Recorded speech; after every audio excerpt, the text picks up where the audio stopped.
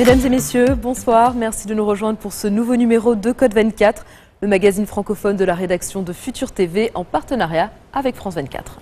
Code 24, votre code d'accès à la planète info. Passons tout de suite au sommaire de cette édition. Il y a 10 ans, le journal danois Jyllands-Posten publiait des caricatures du prophète Mahomet, provoquant des émeutes dans le monde musulman. Nous irons ensuite à Las Vegas où le mariage express ne fait plus vraiment recette dans la cité Casino.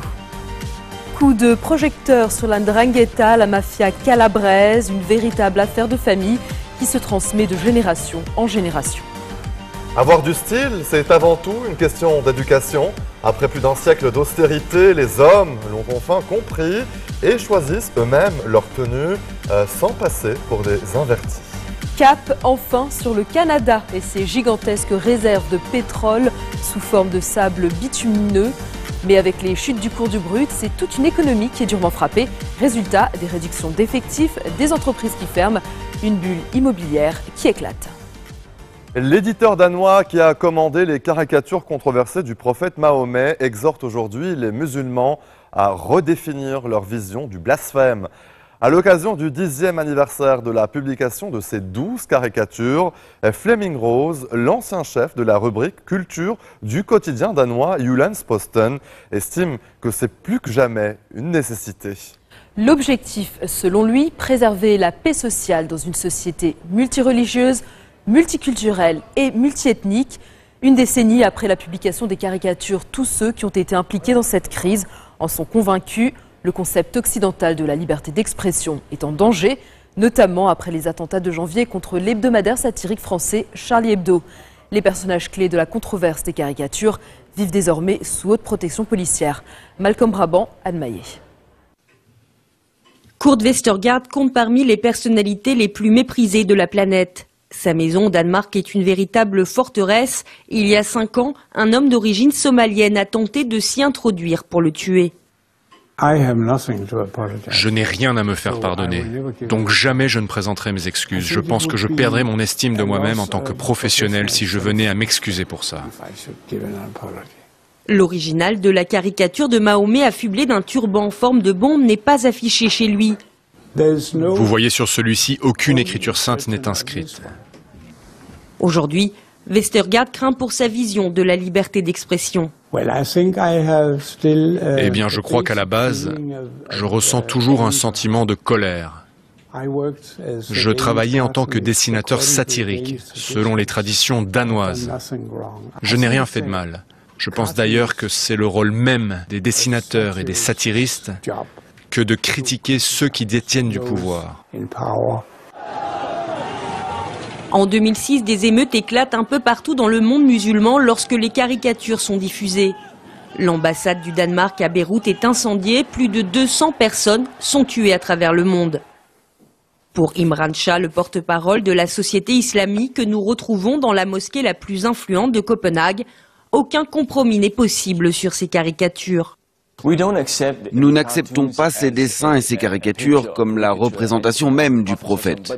Mais ce que nous refusons, c'est le fait de faire une connexion entre les bombes et la religion de l'islam, le fait que pour nous, il n'y ait d'autre Dieu que Dieu et que son seul messager soit le prophète Mahomet et que cet homme soit associé à une bombe, c'est très immature. C'est une manière peu civilisée de poser les bases d'un débat et d'une discussion. Un autre personnage clé de l'affaire des caricatures vit aujourd'hui lui aussi dans le secret. Flemming Rose, l'éditeur qui a commandé les 12 caricatures, le sait, il va passer le reste de sa vie sous haute protection. Il est sous bonne garde lorsque nous le rencontrons à Copenhague. Je pense que la liberté d'expression est en bien mauvais état. Et je ne pense pas que la principale menace soit celle des islamistes. Je pense que le plus grand danger posé à notre libre expression vient de notre propre culture. Trop de gens ne croient plus en cette valeur qu'est la liberté d'expression. Afin de préserver la paix sociale dans une société multireligieuse, multiethnique, multiculturelle, les musulmans doivent réfléchir et redéfinir leur concept de blasphème et d'apostasie. Après le Danemark, direction la Suède pour y rencontrer l'artiste Lars Vilks, la principale cible des attentats de Copenhague en février. Depuis la publication de sa caricature dépeignant Mahomet en chien, il vit caché. Ce sont des agents de protection qui nous conduisent à lui dans un véhicule blindé. Un agent restera avec nous pendant toute la durée de l'interview. Le meilleur remède pour régler tout ça, ce serait l'inflation. Et par ça, je veux dire produire encore plus de dessins du prophète. Car en fin de compte, le message c'est « ce ne sont que des images ». Et s'il y en a partout, tout finirait par s'estomper. Ses œuvres les plus récentes illustrent à la fois sa méfiance, mais aussi son sens de l'humour sans faille. Je me suis spécialisé dans la copie de chefs-d'œuvre très connus, auxquels j'ajoute le chien. Mais il est si petit qu'on ne peut pas vraiment le voir. Sur ce dessin, il n'y en a pas. Les personnes qui voudraient exposer mes œuvres peuvent se tourner vers moi et je peux leur fournir des œuvres garanties zéro chien, pas même un tout petit.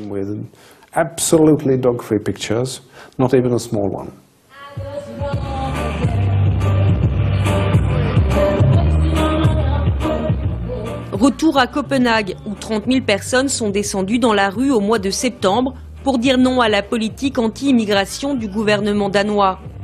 Ici, le ton est plus consensuel. Mais face au mouvement migratoire sans précédent auquel l'Europe est confrontée, une question se fait de plus en plus pressante, notamment en ce qui concerne la liberté d'expression. Les nouveaux arrivants doivent-ils se plier aux valeurs occidentales ou est-ce à l'Europe de s'adapter ? Pour ces femmes, aucun doute, la confrontation ne résoudra rien. Le fils de Caroline Adam, Lucas, a rejoint l'organisation État islamique après sa conversion à l'islam. Il est mort il y a quelques mois à Kobané en Syrie. Ousma Ahmed, elle, est danoise d'origine pakistanaise. Elle milite pour l'égalité dans l'un des quartiers les plus multiculturels de Copenhague. Je pense que le respect pour un autre être humain doit passer avant toute chose. On ne se bagarre pas pour des dessins de Jésus ou de Bouddha, parce que ce n'est pas un problème. Mais pour les musulmans, c'est un problème. Alors pourquoi continuer à les provoquer? Pourquoi leur chercher des noises? À mes yeux, dans notre société, nous avons déjà renoncé à notre liberté d'expression et au lien de solidarité. Nous avons abandonné cette liberté au profit de quelques personnes qui se moquent des minorités.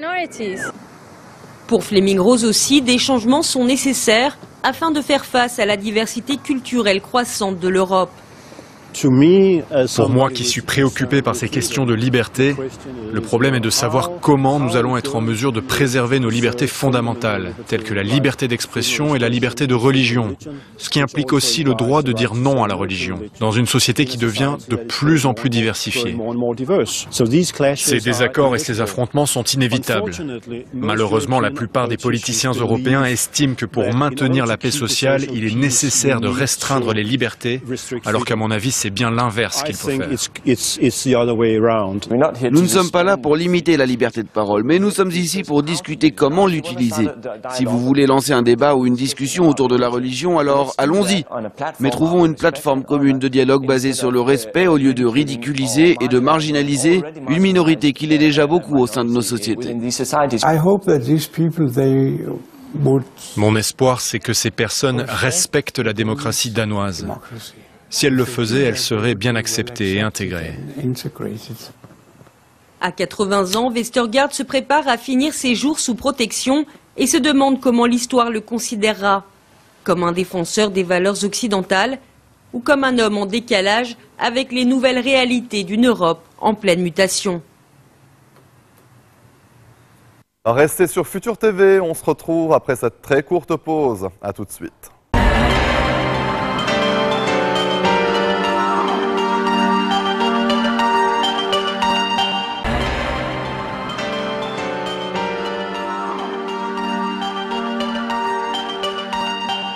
Il fut un temps où l'on trouvait glamour de se passer la bague au doigt et d'échanger les consentements dans un décor de néon en moins d'une demi-heure.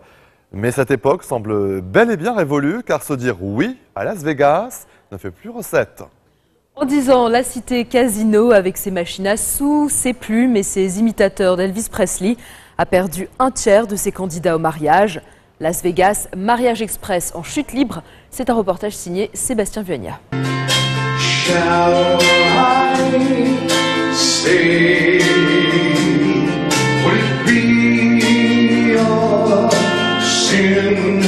Un mariage célébré en musique en 10 minutes pour quelques centaines de dollars, un grand classique de Las Vegas.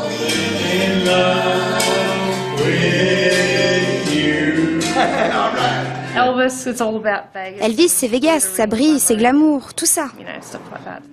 Mais l'énergie déployée par le sosie d'Elvis ne suffit plus. Las Vegas n'attire plus autant de jeunes mariés. La chute est vertigineuse, près de 50 000 mariages en moins en 2014 par rapport à 2004. Une baisse de 40% en seulement 10 ans.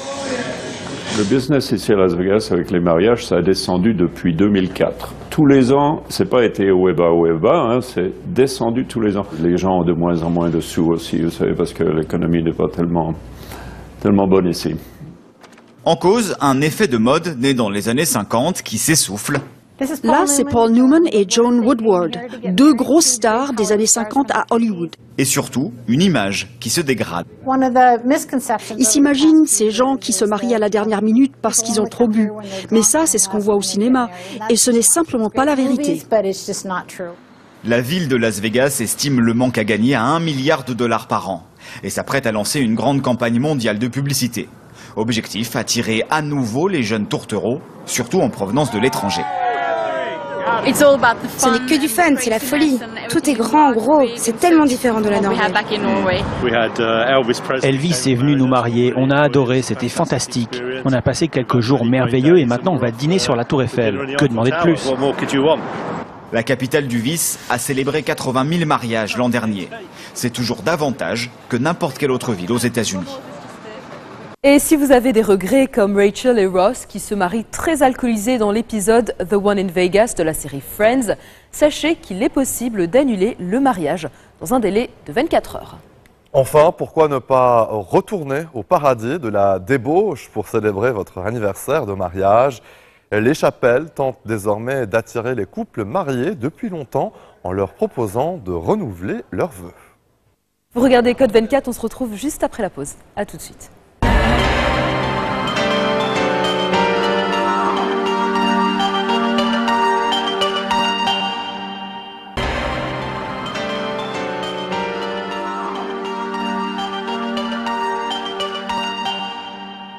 La 'Ndrangheta, la mafia calabraise, est une des plus puissantes et impitoyables mafias dans le monde. Elle est désormais présente sur les 5 continents, mais son cœur bat en Calabre, cette région du sud de l'Italie, déprimée et asphyxiée par la criminalité.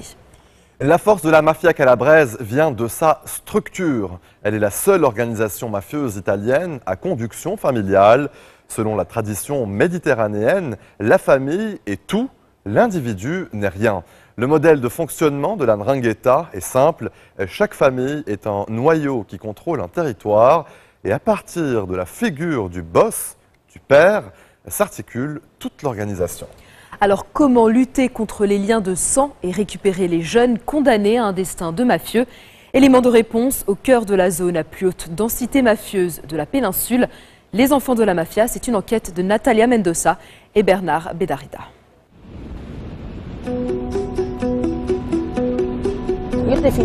Pour moi, la Calabre est une terre belle et maudite, avec tellement de ressources extraordinaires, mais en même temps, si soumise au pouvoir suffocant de la mafia. La mafia calabraise, la 'Ndrangheta, omniprésente ici en Calabre, dans le sud de l'Italie. Elle règne sur tous ces villages de montagne. D'ici, elle organise le plus grand trafic de cocaïne d'Europe. Maria Rosaria Russo est née sur cette terre. Proviseure de lycée, elle constate chaque jour les liens étroits entre la mafia et les jeunes de la région. Quand les jeunes grandissent ici, dans certaines familles, automatiquement, ils sont poussés à suivre le parcours des mafieux.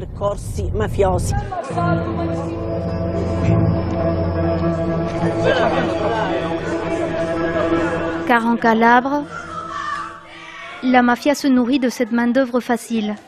Des adolescents qu'elle utilise pour faire le sale boulot. Extorsion, transport de drogue, assassinat. Dès leur plus jeune âge, Certains deviennent des tueurs à gages. Maria Rosaria, dans son lycée, a décidé de dire non au crime organisé et mener la bataille de l'intérieur. Bonjour. Bonjour Madame le proviseur. Bonjour, tout va bien? Oui, nous décryptons une poésie de Vincenzo Conti. Ça sert à apprendre l'analyse de texte. Parfait. Nous sommes au lycée Piria, dans la ville de Rosarno, un des fiefs de la 'Ndrangheta. Parmi les 500 élèves, les fils et petits-fils des grandes familles mafieuses du sud de la Calabre. À son arrivée il y a 8 ans dans ce lycée, Maria Rosaria a immédiatement décidé de le transformer en bastion anti-mafia. Quand je suis arrivée dans ce lycée, les murs étaient tout détruits. Et à l'intérieur, on trouvait des restes de sandwichs pourris, des canettes de soda. Et la première chose que j'ai fait, dès la première semaine, a été de repeindre tous les murs moi-même. Et la réponse ne s'est pas fait attendre. Quelques jours plus tard, une lettre piégée. On l'a trouvée ici. Regardez. Je me suis approchée du paquet. Les démineurs me disaient non, ne faites pas ça. J'ai dit si, les jeunes doivent comprendre. J'ai fait fermer toutes les entrées de l'école et j'ai dit aux jeunes, demain, vous récupérerez le temps perdu. Ce sera 4 heures de colle. Depuis, je n'ai plus jamais eu d'acte d'intimidation. pour éloigner ces jeunes de l'emprise de la mafia, Maria Rosaria propose aux élèves des classes particulières. Aujourd'hui, nous allons parler de la culture de la légalité. Objectif, les sensibiliser à la réalité qui les entoure à travers des exemples concrets. Il y a quelques jours, un vigile du village a dénoncé un assassinat de la mafia qu'il a ensuite condamné à mort. Selon toi, est-ce normal qu'une personne qui a dénoncé un crime ait été contrainte de fuir pour toujours, de quitter son village à cause de menaces? Non, c'est pas juste. Cela devrait être l'inverse. Des enfants de familles mafieuses assistent à ces leçons. Il faut qu'ils acceptent leurs origines et puissent dire « Je m'appelle comme ça, je viens de cette famille, mais je suis différent de ma famille. Et mon destin n'est pas ma famille. » Le jeune Carmelo Cacciola est le fils d'un col blanc de la mafia. En dehors de ses murs, son nom de famille suscite la peur. À 17 ans, Carmelo est décidé de rompre avec l'héritage criminel de sa famille. Il veut suivre sa propre voie. Je veux entrer en médecine. J'étudie beaucoup pour passer l'examen. Ça ne sera pas facile, mais je vais persévérer et tout faire pour y arriver. Dans quelques jours, Carmelo passera le bac scientifique en espérant devenir un jour docteur. Une victoire pour Maria Rosaria. Je voulais féliciter Carmelo. Bravo, tu es un exemple.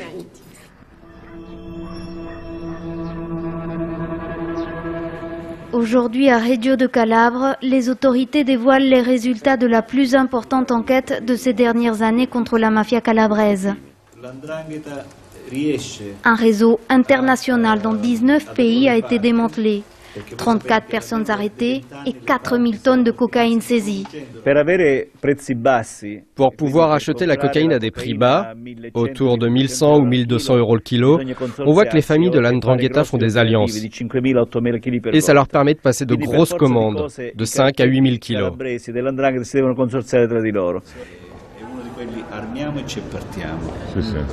Le magistrat Nicola Gratteri a mené le volet italien de l'enquête. Cela fait plus de 20 ans qu'il poursuit la 'Ndrangheta. Pour lui, la puissance et la longévité de cette mafia ont une seule explication, la famille. Les Ndranghetisti ont tous des liens de parenté. 2 ou 3 familles patriarcales forment une organisation locale qui est composée de 500 à 1000 personnes. La trahison est difficile, et ceci est une des garanties pour les cartels sud-américains. La famille rend la 'Ndrangheta presque impénétrable, comme un bloc de granit.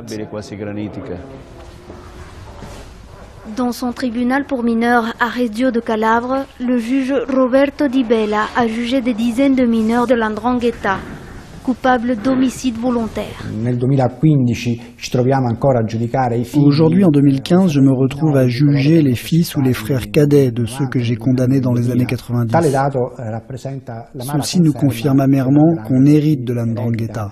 Les familles s'assurent le pouvoir du territoire à travers la continuité générationnelle. Fort de ce constat, depuis l'année dernière dans son tribunal, il a mis en place un protocole pionnier. Le but est d'éloigner et rééduquer les mineurs en danger d'endoctrinement par la mafia ou les jeunes délinquants qui peuvent facilement être recrutés par la 'ndrangheta. Aujourd'hui, nous suivons une vingtaine d'entre eux. Salut mec, tout va bien? Ta poste? Certains d'entre eux n'ont que 16 ans. Et pourtant, ils sont tous connus des services de police pour des crimes comme vente et distribution de drogue, extorsion ou vol à main armée. Le profil parfait pour devenir des soldats de la 'ndrangheta. Allez-y, en route. Allez, en voiture. Plus de 1400 mineurs inculpés sont ainsi confiés aux services sociaux calabrais. À bord d'une voiture saisie à un ancien boss, ils partent pour une après-midi de rééducation. Gianluca doit encore faire 2 ans de mise à l'épreuve. Il est difficile de réagir face à la mafia car elle est partout, mais invisible en même temps. Elle est impossible à battre. Tu ne peux pas lutter face à son pouvoir.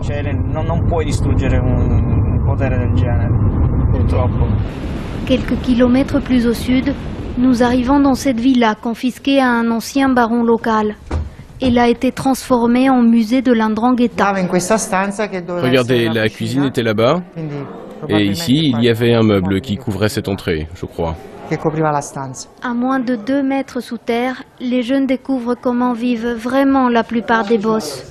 Recherchés par les autorités, ils finissent par se cacher pendant des années dans ce genre de cave. Quelques affaires, de quoi survivre dans un peu plus de 10 mètres carrés. Au mur, un message. Dieu, protège-moi dans ce bunker. L'objectif est de démystifier l'idéal du mafieux entouré de luxe. Regardez, cette ambiguïté est permanente. Il condamnait à mort 10 personnes, et en même temps il faisait la prière pour demander la protection de la Vierge. À l'étage, il rencontre aujourd'hui un témoin de première main. Francesco Rigitano a connu de près la mafia. Adolescent, dans les années 90, il a lui-même été recruté par la 'ndrangheta. Aujourd'hui, il témoigne pour que ces jeunes délinquants ne suivent pas la même voie. Mes amis de l'époque qui ont suivi le chemin de la mafia, tu les retrouves aujourd'hui soit en prison, soit au cimetière. Il n'y a pas d'autre issue. Dans le jardin de la maison, Gianluca semble avoir bien reçu le message. Entrer dans la mafia, c'est se condamner à un destin horrible. Il faut trouver la force de s'éloigner, de lui dire non quand elle s'approche.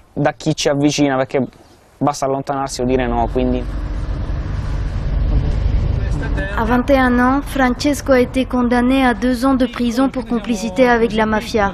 Une expérience qui l'a aidé à ouvrir les yeux. Aujourd'hui, il anime un centre de soutien pour jeunes en difficulté.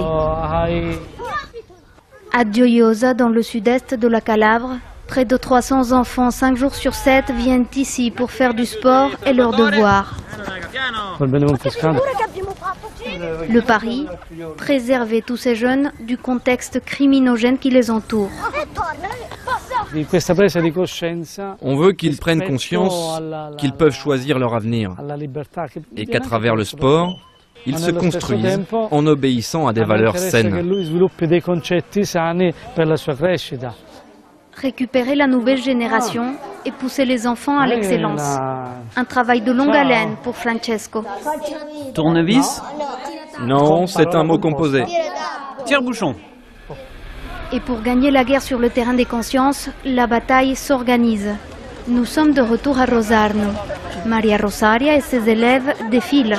Allez les jeunes, tenez-le bien, car c'est vous qui ouvrez le cortège. Il y a quelques années, on n'aurait jamais imaginé cette scène dans ce village, notoirement connu pour ses activités mafieuses.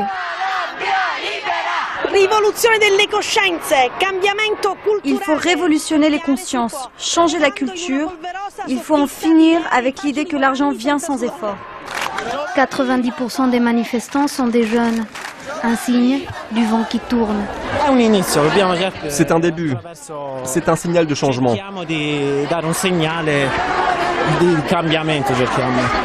Même les fils de familles mafieuses commencent à participer à ces manifestations. Ça montre à tout le monde qu'on peut se libérer de la mafia. Nous sommes les patrons de notre terre, pas eux. C'est un avis d'expulsion.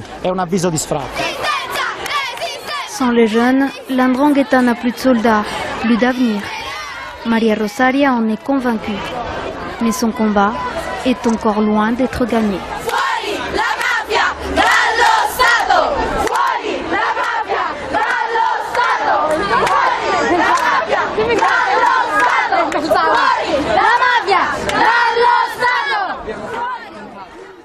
Restez des nôtres, on se retrouve après ceci.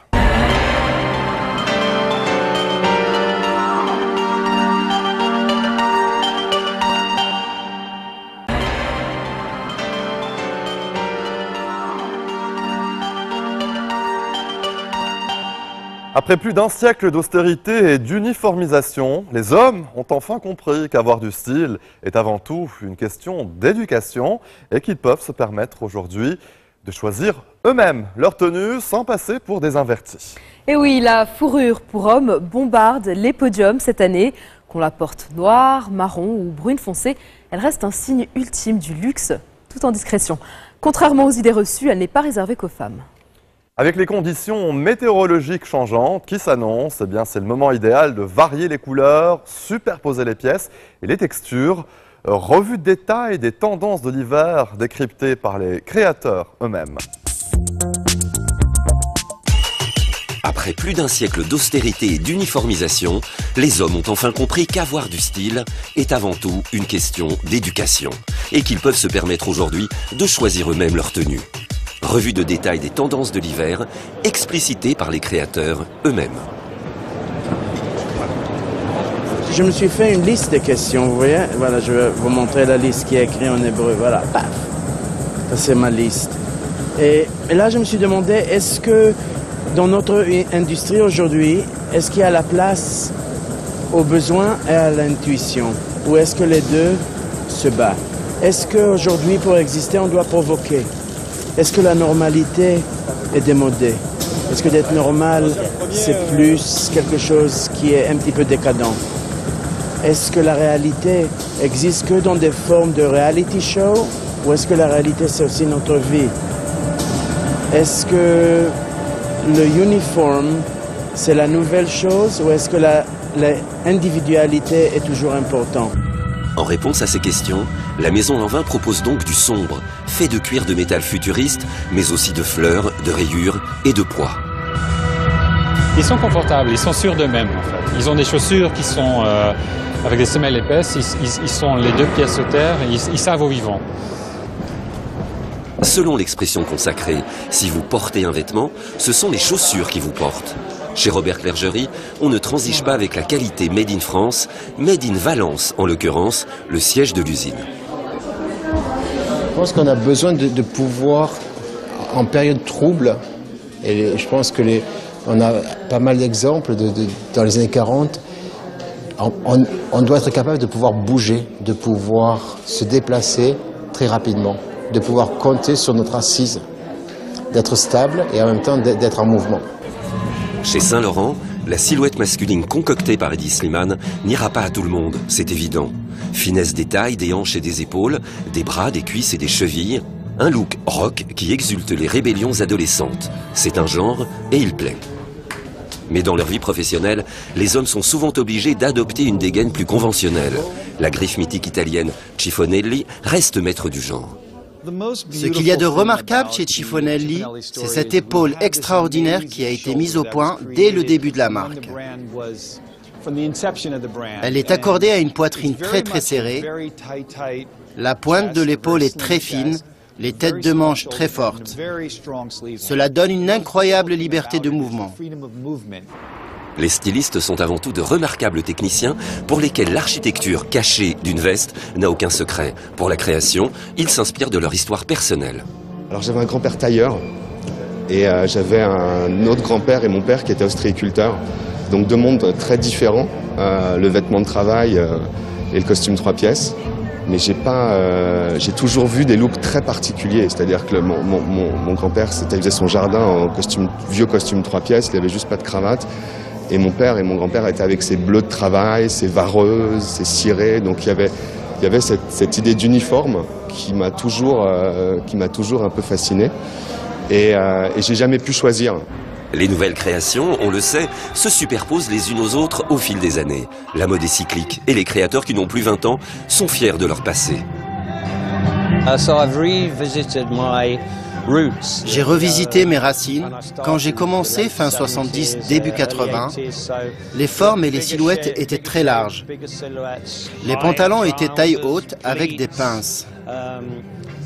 Beaucoup plus confortable que les... Ce qu'on a l'habitude de porter aujourd'hui, oui. Et c'est fascinant parce que prenez mon équipe, ils sont très jeunes et ils n'avaient pas vu ce type de forme. Ils ne portent que des vêtements slim, des jeans, des chemises et des vestes moulantes. Et quand ils ont essayé ces manteaux, waouh, ils ont vraiment très apprécié. Un vêtement, c'est une histoire que le créateur souhaite partager avec celui qui va le porter. Pour Chris Van Asch, chez Dior Homme, le storytelling est simple et musical. C'est une métaphore pour mon travail chez Dior. C'est littéralement utiliser des instruments traditionnels ou classiques pour en faire quelque chose de radicalement contemporain, parce que ce qu'ils ont joué est un morceau d'aujourd'hui du coup de lame. Donc c'est comme les ateliers, c'est utiliser la tradition pour en faire du 2015. Pour d'autres, à l'instar de l'américain Thom Browne, l'histoire n'est pas évidente. Un homme rentre chez lui, seul, après une dure journée de labeur. Il dîne, seul. C'est simplement l'histoire de quelqu'un d'unique. Il a confiance en sa solitude, il aime être seul et tout le monde le connaît. Et on apprécie qu'il sache rester seul. C'est un hommage à la liberté, mais aussi un hommage à l'individualité. Être fidèle à soi-même et être bien, seul. Des personnages à l'allure conventionnelle défilent devant un homme alité vêtu d'un banal costume-cravate. Quelle est la morale de l'histoire contée par Thom Browne? Le classique est mort. Vive le classique! Comme pour les femmes, les tendances masculines à la mode pour l'automne-hiver 2015-2016 sont en harmonie avec les influences des années 70.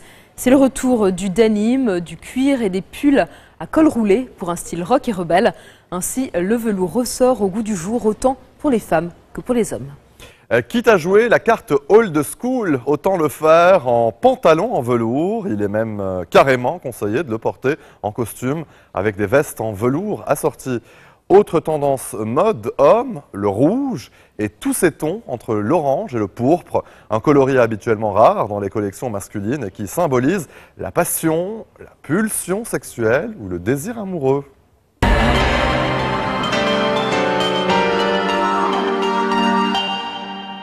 Quand on pense champs pétrolifères, le Canada n'est pas forcément l'image qui vient en premier. Pourtant, le pays possède de très riches gisements de sable bitumineux, un mélange de pétrole brut, d'eau et d'argile.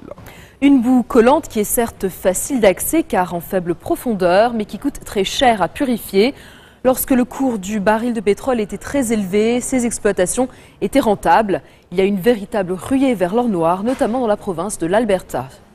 Mais voilà, depuis plus d'un an, le cours du pétrole reste résolument bas.